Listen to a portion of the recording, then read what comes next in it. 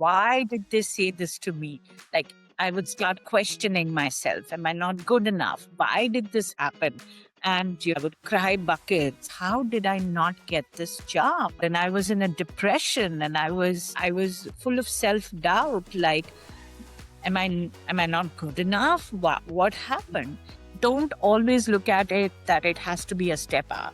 Know eventually where you want to get to. Make sure you're getting the right skills and experiences to do that, and take charge of your own career. I mean, that's the one thing that I think people should not expect. Oh, my boss is going to plan where I'm going to go next and all. Today, that's a rarity, to be honest. What I've understood from failure is Welcome to CEO with Sophie, the podcast for ambitious women navigating corporate life while creating a career and life that truly lights them up. Whether you're climbing the ladder, pivoting, or redefining what success means to you, know this: you're not alone, and you don't have to figure it out by yourself. If you're ready to grow, lead, and thrive, make sure you subscribe so you don't miss an episode. I'm Sophie, and this is CEO with me. Welcome to the podcast. Today, we are joined by Shuchi, a global recognized marketing leader and transformation expert who is redefining how iconic brands stay relevant and drive growth in a customer-first, data-driven world. And I'm really excited for this one. So, Shuchi, welcome to the podcast. thank you for having me, Sophie. Yes, of course. I think there's so much that we can dive into, and I'm excited to get going. But first, I think it'll be great to give everyone a little bit of a background around who you are.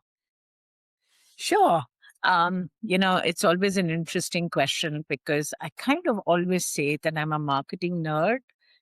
People are other kinds of nerds. I'm a marketing nerd. I love everything about marketing. And I think it stems from the fact that I love people and I'm very curious. And so both the two combined just make me fall in love with the fact that what we do is so centered around the customer and understanding them and what's happening and the challenges and their opportunities and attitudes. But that's really what drives me. I've been in marketing all my life, in tech marketing actually. So I've worked with big companies like HP and ATA. Worked for my last job. I was CMO for technology services company called LTI Mindtree.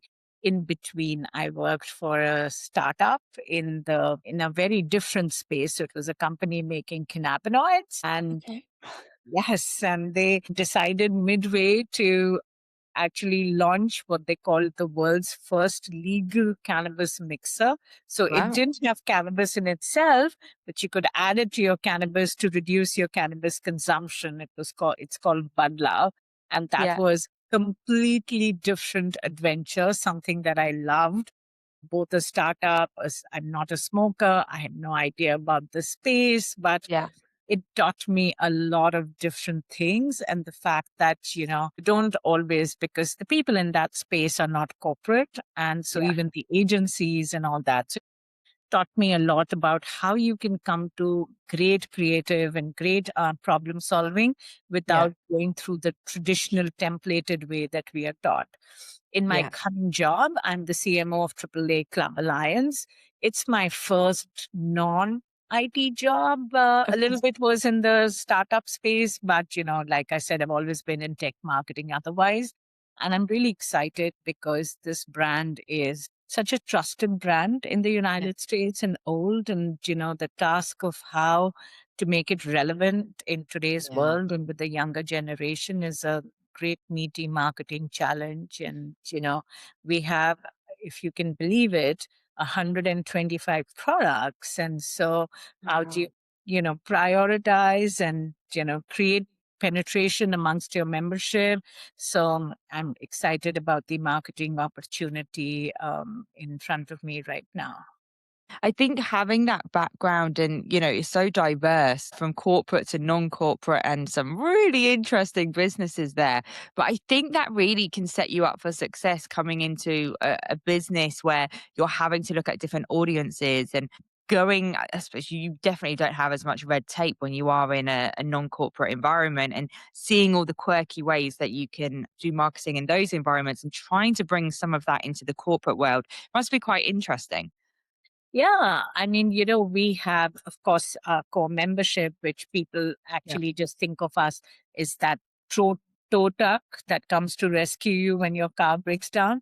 But Yeah. actually, we have other products like insurance and travel and credit card and car care and driver's Wow. ed and a whole bunch of retail services. And, you know, um, everybody remembers AAA as the triptychs, which were these maps that they could Yeah. collect in the old days before GPS and Garmin and Google Maps and Apple Maps and whatever.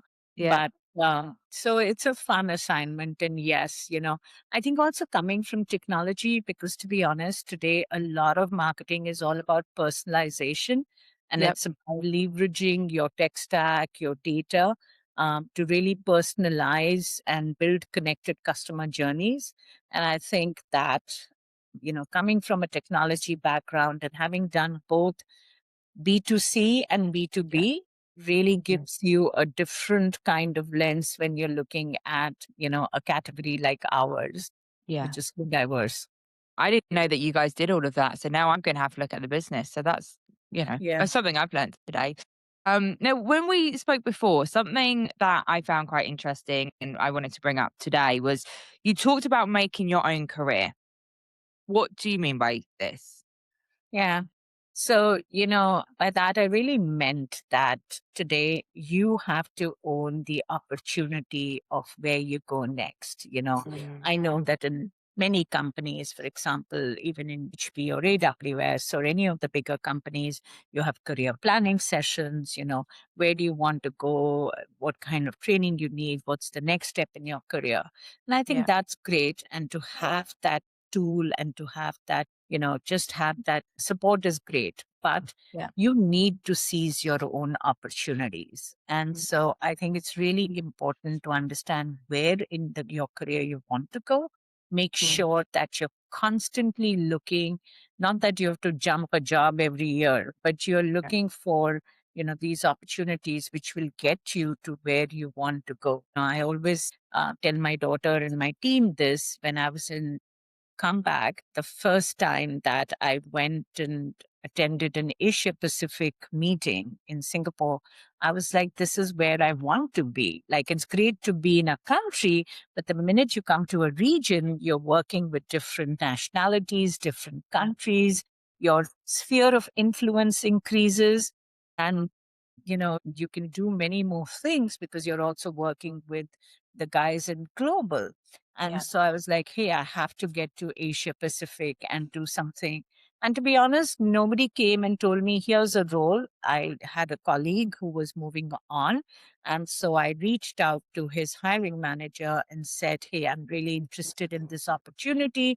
This is what I've done in India. Would you be interested in speaking with me? And I had an interview. They liked what I said. I spoke to my boss in India and I maneuvered that opportunity of going there. And that's Wow. been at least what I've always done, which is, take control of my own career and decide where I want to go next. Same thing happened Yeah. with Global when I realized in an American company, if you really want to influence, where the company is going or your brand or whatever, you have to be in headquarters.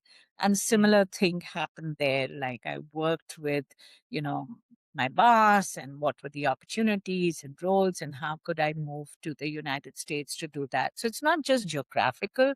My Yeah. case has been more geographical, but I've also moved between categories. Like there was a time in HP, I'm like, I'm done with consumer. I've done it all my life. I want to do something different.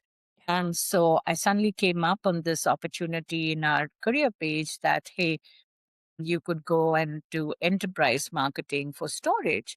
And I had no background in B2B, but I applied for the role and I reached out to the hiring manager and I wrote a note on what I would bring to that job coming from a consumer background. And so I think you have to stretch more. I think you have to understand also where you want to go. Like when Mm. I first time I joined a job, I was like, oh my God, if I become the branch head, that will be ultimate nirvana of my career. Like imagine you're the branch head. And then, as you grow, your aspirations change. And Yeah. I remember one of the CEOs in HP once came to a training session and told us that know where you want to go, and then just, sometimes you have to go side, or you even have to go down to go up, but doesn't matter. Don't always look at it that it has to be a step up. Know eventually where you want to get to. Make sure you're getting the right skills and experiences to do that, and take Mm, charge of your own career. I mean, that's the one thing that I think people should not expect. My boss is going to plan where I'm going to go yeah. next and all. Today, that's a rarity, to be honest. Yeah, I agree. What I also took from that is like you created your own opportunities. It was, you saw or you knew where you wanted to go, and then you were like, okay, well, let me go speak to this person or let me do this. And it wasn't a case of, is there a job that works for me? It's a case of, no, I'm going to create the job that I want to get me to where I want to be, which I love. That's, Or even convince people that I don't have the right experience, but I'm the right person for you. I mean, when I was applying for this startup, a friend of mine and I were having tea, and this person was from my agency, and he was talking to me about this new assignment he's got. Oh, I'm going to go work for this cannabinoid company, and Mm, I said, really, this sounds amazing. And being in Silicon Valley, working in a startup is always really desirable. And I said, I have no background. I always worked in large companies. Do you think they'd hire me as a CMO? He said, look, I'll hook you up. Rest is on your own. And so he connected me with them, and I spoke to the CEO and his one down, and we had a great conversation. And I said, look, I know that I come from a legacy company, a large mm, company like HP, but this is what I think I can do for you. And yeah. so it's sometimes, having faith in yourself and being persuasive enough Yeah. and telling the story to make sure a person realizes you're the right person for that job. I love this. But with that though, there must have been a lot of rejection along the way because, I think everyone, the amount of stories I hear and everyone's like, oh, I do this, I do that. And, things are kind of plain sailing. They're really not. So, what's the rejection in your career that really stands out? How did that kind of shape who you are today? Yeah, I think, accepting failure is Mm, something that you just have to live with today. So, the first still remember there was a job that I really wanted, and I thought I was the best fit for it. I came from the same industry and I had the experience. And hey, I was well known in India for in that industry because of all the work I'd done. So I thought I would be a shoe and I would just walk into the job. mm, And you know, I won't reveal the company's name, but it was a company that today is frankly amazing. And that time they were just starting out in India. And I went and, I had an interview with them, but I was very centered on the fact that, I've just had a young child. So I'm looking for flexibility and I'm looking for work life balance.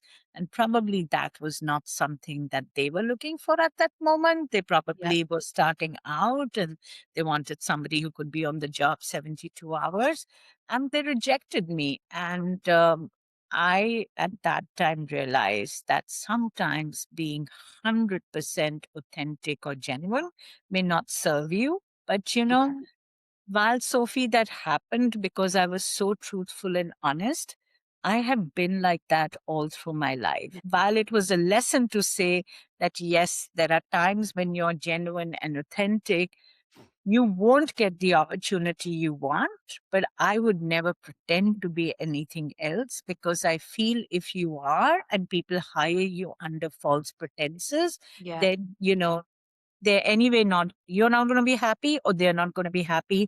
And that Agree. relationship will kind of break away. And so it changed one attitude in my life, which is sometimes people don't want who you are, but don't pretend to be anything Yeah. else. And that it's not a reflection on who you are. It's sometimes just not a match. They are looking for somebody who can spend their entire world in the office. And I was not prepared to do that. And I was honest about it. But so it's not me who didn't have the abilities to do that job. It's just that culturally, I was not a fit for them.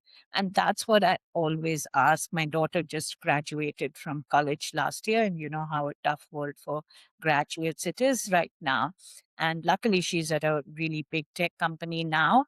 But as she was going through these interviews, she and her friends, I could see that they're getting so discouraged because people would not respond to them, or they would have interviews and people would ghost them.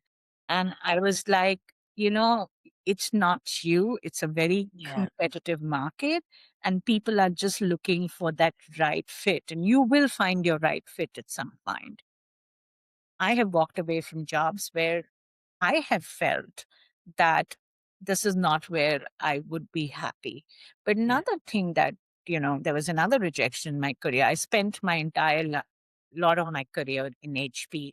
And to be honest, it was an amazing place. I got to work across categories, across countries, across continents. And Yeah. it was just an amazing place to be. But I remember one of my bosses left and they gave me an acting position. And at that point of time, I was a superstar in the role. That's why I was given that acting position. But when it came to making the final decision, they took somebody externally rather than giving the role to me on a permanent Mm. basis. And I was heartbroken because at HP, I'd never seen failure. And I'd Yes. never seen a time where I didn't get the job at somebody else. I'd always walked into roles like if there was a thing, everybody team wanted me, right? I'm not being immodest, but I I was love well it. established in HP. And then this happened, and it was my first like failure. And I'm like, Yeah. but I like done all this, and why would you get somebody from outside? But to be honest, at that point, HP was at that phase where they were feeling they needed new blood, Yeah. thinking they wanted outsiders in the company. And while I've always been somebody who's been a transformation and a change agent, they probably felt that they needed a more outside perspective. Yeah. And so I think over the years, what I've understood from failure is don't take it personally. It's not always a reflection of your skill set. It could just be a cultural match or something else that the organization is looking for. And, don't give up. You will find where you're best fitted to be. Yeah. But that's the hardest part, right? Is not taking it personally. I'm someone who I don't normally take things personally, but sometimes it can be really difficult because you think you go through your head about all the things you could have done differently, or you think about, well, what if this happened or that happened? And I think it's really hard for you to sometimes take a step back and go, actually it's not me, it might be the business. Oh, actually maybe, and I'm a big believer in the universe, maybe it's a case of actually it's not the time and this isn't right for me and the universe is pointing me in a different direction. But that's really difficult. So how did you kind of train yourself when you are going through the rejection? How did you kind of train yourself to be like, And I'm still good at my job? I know. It is very tough. To be honest, I'm one of Yeah. those people who earlier in my career, if somebody said even one negative remark, it would go in my head. Like, Yeah. why did they say this to me? Like, I Yeah. would start questioning myself. Am I not good enough? Why did this happen? And, I would cry buckets and it would be like, oh my God. And I think that after having gone through so much self trauma over these one remarks of my first rejection, the one that I told you about, Yeah. I was traumatized. Like, how did I not get this job? I've always got the jobs that I wanted. I turned people down. And from, to be honest, it was not easy, Sophie. I first questioned Mm. myself. I was like, this is terrible. And I was in a depression and I was full of self doubt. Like, am I not good enough? What Yeah. happened? And then I, went back, and after a few days, when the emotions were a bit down, I talked to the recruiter and I said, listen, I need some feedback here because otherwise it's creating a lot of self doubt in me. And the Mm. recruiter gave me the reason, which helped me feel better. But many Yeah. times the recruiters don't also give you proper feedback. Yeah. And so I think the way to pass that is number one, when you talk to other people, and I have this different women's organizations and my own friends that I belong to, I think when you hear other people having similar stories of Yeah. being ghosted or rejected, I think that is the first step to making you feel that other people are also going through it. Yeah. You are not alone. And Yeah. so, when others are vulnerable, you can be vulnerable and tell them, and that I think in itself helps you. The Yeah. second thing that I always did is, and this is a trick I have adopted now, is every time that somebody ghosts me or I have a rejection, I sit down and write down 5 good things that people have said about my work recently. I remember the times when, you know, I've got this award, or I go back and circle on the positives. So every Yeah. time that some rejection happens or a ghosting happens, I write down, okay, this company, this company responded to me. Yeah. I got my team, somebody said this, or my boss said this. So I try Mhm. and remember the positive things. Yeah. And every time I get a negative thought in my mind, I always try and think 3 positive thoughts. That's a Okay. trick somebody taught me and said, over time it will work. It sounds very stupid, but Yeah. actually, if you do it regularly, you'll see that the negative starts turning into a positive. And Yeah. like you, I'm very much about the universe and I'm not religious, but I'm very spiritual. Yeah. So for me, I feel like what's going to happen in my life is for my best. And Yeah. that right fit, that right opportunity, and maybe it's a very glitzy opportunity, but maybe it's not right for me, or something else better is coming my way, or that something good would not have come out of this. And I've seen that Okay. also. I still remember a job that didn't happen. And it's not always jobs, also, right? It could be even in your current place of work where you get rejected for something else. It's not just jobs you're rejected from, it's Yeah. also, something that you didn't happen that you really wanted at work. And I remembered, after I was like, oh my God, this was like I was the finalist in this thing, and why didn't it happen? And 6 months Yeah. later, the person who got that job was fired because the company went through a big new CEO and restructuring. So I think some things better always come along, and you just need to anchor yourself in something, whether you anchor yourself in friends, whether you Mhm. anchor yourself in your spouse or your family, or whether you anchor yourself in God or anything Yeah. else, or the universe, whatever you believe in. You need that anchor that's going to be there to support you in this Yeah. moments. And then try Mhm. these kind of activities, do meditation. A lot of Yeah. people do physical work in order to Yeah. get over this. I have a friend who every time she has rejection, she enters a marathon. Okay. I won't Yeah. be doing that, but So I know I said a lot, but I think you have to find your Yeah. own way, Sophie, at the end. But Yeah. rejection is a way of life today. Yeah. And especially for young people, I feel like they're so much more sensitive and vulnerable to it. But you keep your North Star. Know Yeah. that it's not the end of the world. I have many Yeah. white hair, though it's all colored. But the point is that when you get that many white hair, you know, Yeah. hey, it's not the end of the world. Yeah. Yeah. Oh, I love that. Honestly, I actually needed to hear that at the moment. It actually just gave me a story from myself like 7 years ago. Was it 7 years? It must be 7 years ago now. I remember there was a job I really wanted. It was actually a bit of a startup. I was like, oh, this is so cool. Like, I really want it. Got to like the final stages. Like, there was so many different interviews, and I was rejected. I remember I was in the gym. I remember this. I was in the gym on the treadmill, got a call from the recruiter at the time, and they were like, "Yeah, sorry, they're gonna go. They're not gonna go with you."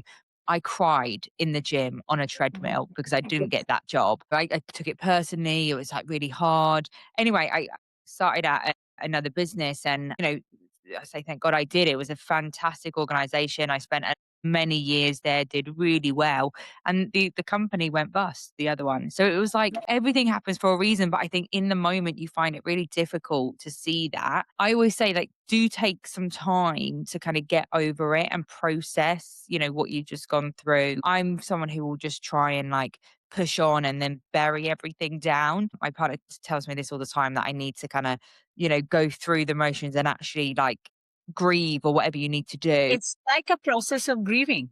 Yeah, yeah, yeah, it is. So you have to kind of get process everything. That's fine. You can take a few days or a week or 2 weeks if you need to, and then pick yourself up. I really like you said about the North Star. I think that's like really important. What if you don't necessarily have a North Star, or you're trying to figure that out? What if you're in a bit of a transformation period where you actually don't know what's next? Yeah, yeah, that happens. It happened with me this summer, so last summer, sorry, Yeah, 25. So, you know, um, because of different reasons, which I won't get into, I left LTI Mindtree, and, my mom was visiting, my daughter was graduating, and I was like, I need to take some time off. And I want to spend 3 months with, I just lost my dad 2 years back. So I mm, was like, I want to spend this time with my mother.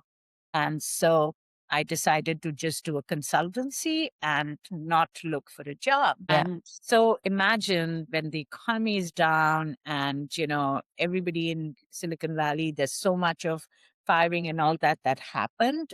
yeah, And I'm now going to start looking for a job. My mother's about to go and I need to look for a job. And I remember I was the finalist for one role, which I really, really wanted. And they went and then eventually took somebody internally because there was a lot of pressure to grow people internally. And, I had so much banked on that job because I had rocked it, yeah, like Q7 interviews. And, yeah, there were 14 people initially, and I was the finalist. And me and this internal person, and they were like, actually, we want some fresh blood. But then they decided for whatever internal pressures to go. And I was at a loss, like, what am I going to do? So the first thing I truly believe in, like you said, is to actually process the grief. Don't gloss over it.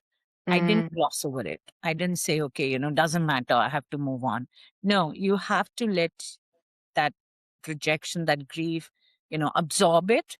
But then I said, you know what? What can I do? So I have to try elsewhere. And so I reached out to a guy who kind of does this rejigging on your LinkedIn and your resume. yeah, And I reached out to him and I said, "Hey, I think I need some help because I'm just not getting enough traction." And I sought somebody who could help me on that journey. I didn't have a North Star at that point. I just wanted a job because I was feeling like, okay, I'm no longer 40. I'm not, looking for a job at the right economic period, and ageism is a reality. yeah, Where am I going to get a role? And so there was a lot of anxiety within me, Sophie. And this guy, he helped me. And I'm telling you, in my career, I have never seen as many reach outs on LinkedIn as I got in that 1 month. My God, it was like jobs were falling out of the yeah, woodwork. And so suddenly, from a point when I had nothing, I ultimately had four roles I could choose from. I yes, chose AAA because I wanted to get back to consumer, and I yeah, thought the marketing opportunity was great. And frankly, I loved the culture. I adored my boss, and for me, the boss is very important. And I yeah, was like, okay, this is it. So maybe I wasn't meant to go there. It was also great company. So don't get me wrong, yeah, there's always still a twinge in my heart. But the fact is that I've landed where I really was meant to be. And I'm so happy here. Like I get up excited every day to do this job. So I think when you're in that ambiguous period, like I said, hold on to something.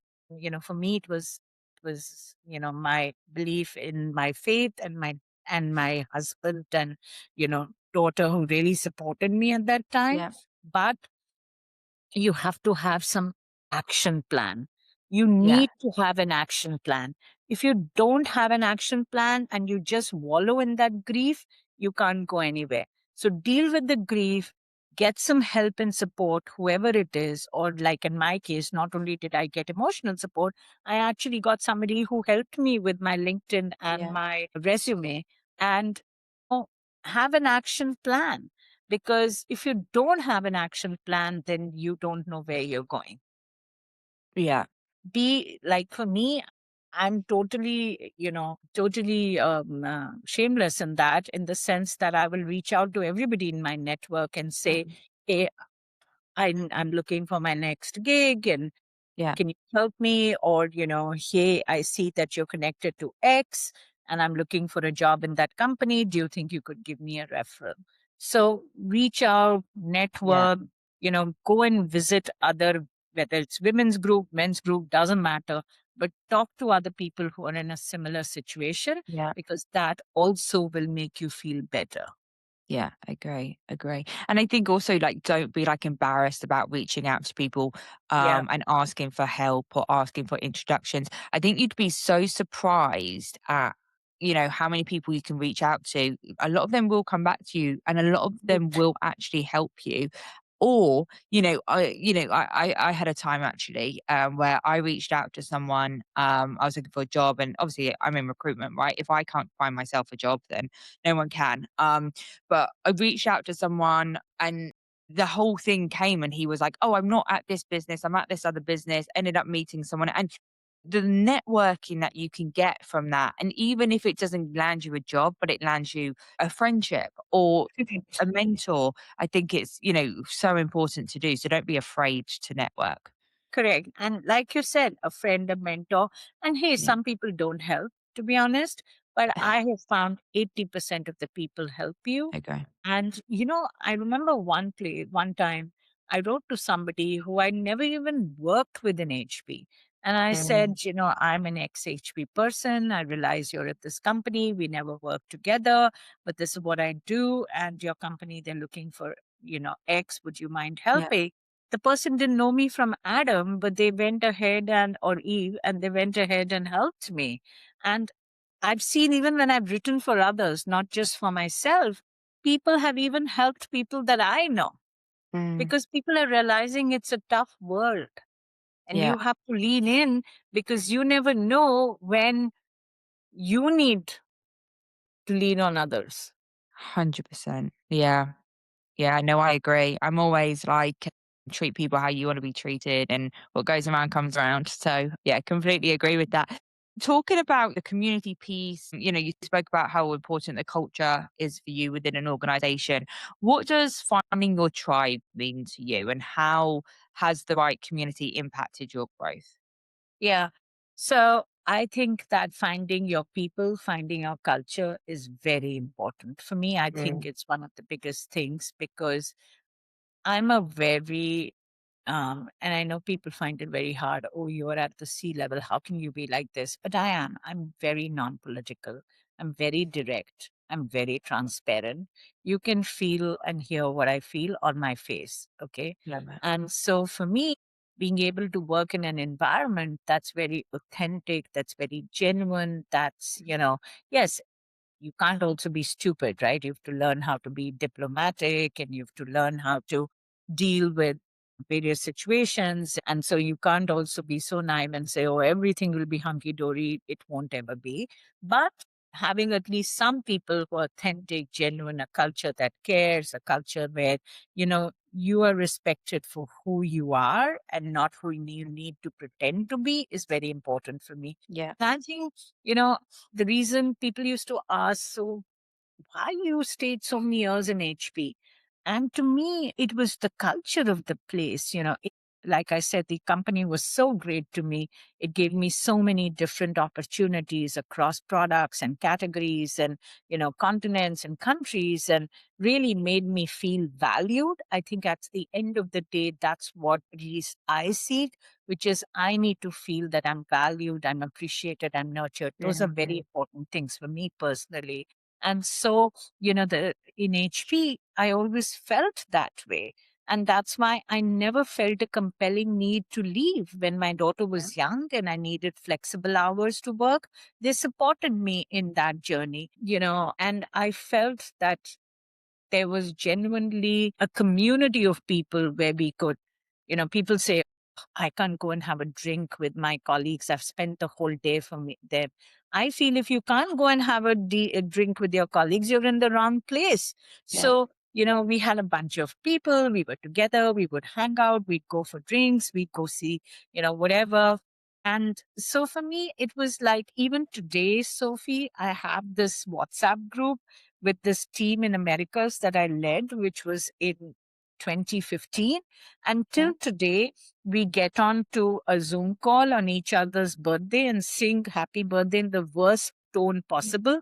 My husband said he's never heard a worse happy birthday singing, but we connected like a family, and I think that's what I seek. I seek that community that, that yes, you're competitive, you might compete for the same jobs or roles, and everybody is wanting to get credit in today's world, but still there's something that ties us together. There's that caring and that genuineness and that authenticity, which is like Yeah. for me personally very important, and that value. And I think that support that I got made me stay in that company for so long. And I feel I've come to a similar culture back now you know, here. I think it's the same thing. It's the same genuineness. It's the same thing about creating positive impact for our Mm. customers, doing the best by our members, doing the best by our employees. I think it's the same driving force, that same value that I feel like, oh my God, this is where I want to be. And Yeah. innovation and, focusing on your customers, all that is critical. That's really important. You want to work in companies that are innovative. You want to work in a companies that are customer focused. I mean, I remember in AWS, I was like so amazed at how much customer obsession there is in Amazon. There's Yeah. only one North Star in Amazon, and that's the customer.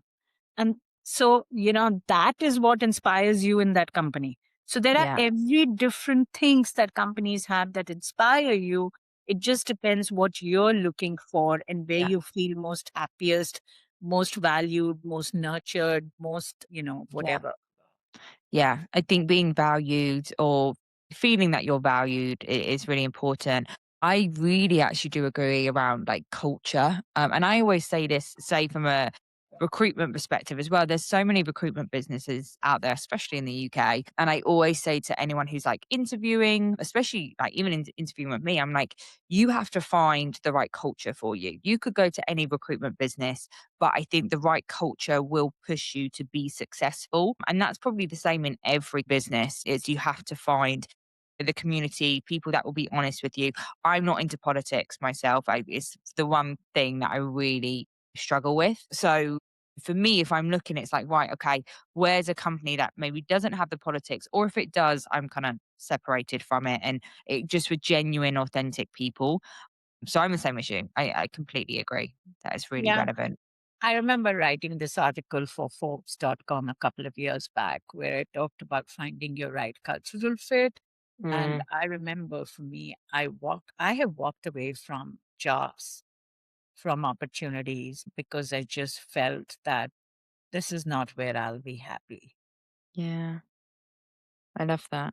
Yeah, I mean the confidence that you can do that and you go, no, this isn't for me. I love that. I'm gonna dive into our quick fire round. So this is like I say, just quick answers, which might be longer than a few minutes, but hey ho. I'm excited to hear these. So my first question for you is what's your workplace superpower that people wouldn't guess from your resume? So I'll tell you, the one superpower you won't get is that I cook amazing Indian food. And that has always been a way of me binding my team together. So I'll tell you a funny story and then I'll give you a serious answer in 30 seconds. So a lot of people, like we had this reorg in HP and we had to attract people to our teams. And so there was one guy who both the PC business and me in print were chasing. And I told this guy, I promise if I hire you, I will feed you a authentically home cooked Indian meal. And He always tells me I joined your team because of that. But anyway, I find that, getting people to come home and eat with me, it just binds and creates a Yeah. different thing. That's important. But a more serious answer, yeah, I think it's my authenticity. Mm. I don't think my resumes would necessarily make you read that, but that is what I am. I'm truly, and that's the one thing that I always hope people, talk about me, which is my authenticity and my genuineness. I never want to be Mm. anything else. I think that's so important. Okay, next question. What's the most unserious thing that helps you survive a serious corporate life? Sense of humor and the ability to laugh at myself. Yeah. Yeah. I I think you need that always any day. begin Yeah, I always begin a meeting by laughing at myself. In fact, Yeah. many times when I'm talking to people, my first thing is they'll ask me, "So, how do I pronounce your name?" And Yeah. I always tell people, "Don't call me sushi, call me anything else," because I don't want to be called raw fish because I'll spoil sushi for you for life. And that works as such an icebreaker sometimes. So I think you have to have the ability to laugh at yourself and have humor and create stories in your team that, people Yeah. can talk about.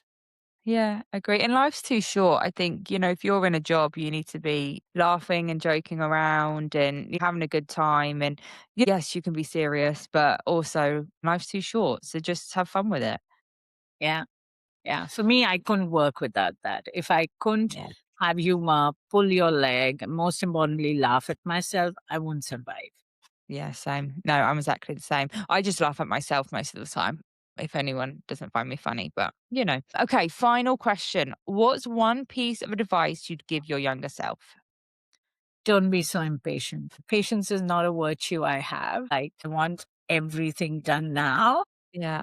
Even in my career, it was like, my younger self, I feel I was so impatient. I was so impatient to get to the next corporate sets, conquer this hill and that hill, and, do this and do that. And I would just tell myself now that don't be so impatient. Things come. Mm. Don't look at career at a point of time, look at career as a journey. And Mm. I think is a very important lesson that I wish somebody had told me about it. Yeah, I need that. I'm very impatient, so yeah, I need to work on my patience. Me too. I feel like I'm impatient in everything. Like I have to Yeah, tell my team as well. Like I know sometimes I can be very impatient, but you need to tell me if I'm asking too much in too short a time, yeah, because I know everything can't be done at one go. But I feel yeah. as younger self, I was even more impatient. So people tell me, "Oh my God, you're still so impatient. How impatient were you when you were young?" And you're like, you don't want to know. I know. I'm like, this is my mellow self. Oh wow, brilliant! Oh, I love it. Well, thank you so much. This has been awesome. Great conversation. Really timely conversation for me. I feel like I always say that, but it's really funny. Like doing these podcasts. Obviously, I absolutely love it. But every time I speak to someone, I'm like, God, I'm so glad. Like I had this conversation today, or this week, or this month. So yeah, I really appreciate it. Thank you for taking the time today. No, thank you for having me. I really enjoyed myself.